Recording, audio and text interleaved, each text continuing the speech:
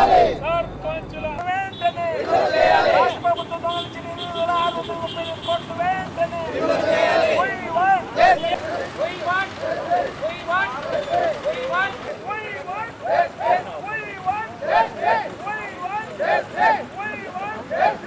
చట్టబద్ధంగా, న్యాయబద్ధంగా, రాజ్యాంగబద్ధంగా మా గ్రామ పంచాయతీలకి, మా గ్రామీణ ప్రజలకు రావాల్సినటువంటి నిధులు, విధులు, అధికారాలని ముఖ్యమంత్రి జగన్మోహన్ రెడ్డి గారు దొంగిలించి వేయటం జరిగింది.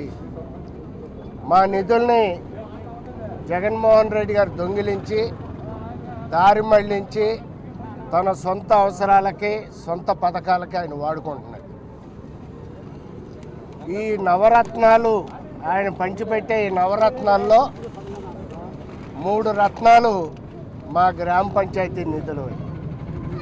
అంటే సొమ్మొకడిది సోకొకడిలాగా అత్త సొమ్ము అల్లుడు దానం చేసినట్టు మా సర్పంచుల, మా గ్రామీణ ప్రజల డబ్బులు తీసుకెళ్ళి ముఖ్యమంత్రి గారు బొమ్మ వేసుకొని ఆయన పేరు పెట్టుకొని ఆయన స్వలాభం కోసం ఆయన పంచిపెట్టడం జరుగుతుంది. గ్రామ సచివాలయాల్ని, వాలంటీర్లని మేము వ్యతిరేకించట్లేదు. కానీ రాజ్యాంగం ప్రకారం, చట్ట ప్రకారం 73, 74 రాజ్యాంగ సవరణ చట్టంలో ఆర్టికల్ 243G ప్రకారం గ్రామ సచివాలయాలు, వాలంటీర్లు సర్పంచుల ఆధ్వర్యంలో గ్రామ పంచాయతీల నేతృత్వంలో పనిచేయాలి. కానీ ఇప్పుడు జరగడం లేదు.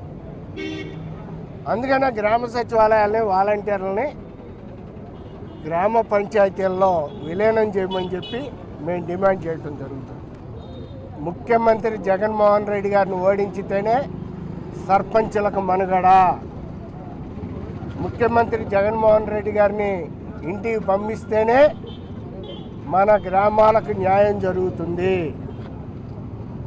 వైఎస్ఆర్సిపి అధికార పార్టీని ఓడించితేనే మన గ్రామీణ ప్రజలకు న్యాయం జరుగుతుంది.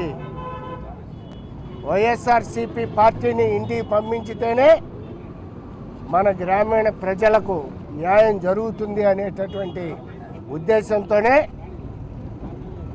జగన్ని ఓడించండి, మన మనుగడని కాపాడుకోండి అనే నినాదంతో ఈ రోజున రాష్ట్ర వ్యాప్తంగా ఉన్నటువంటి సర్పంచులు, ఎంపీటీసీలు, ఎంపీపీలు, జడ్పీటీసీలు, కౌన్సిలర్లు, కార్పొరేటర్లకు కూడా అన్ని రాజకీయ పార్టీల వాళ్ళకి పిలుపునివ్వటం జరుగుతుంది.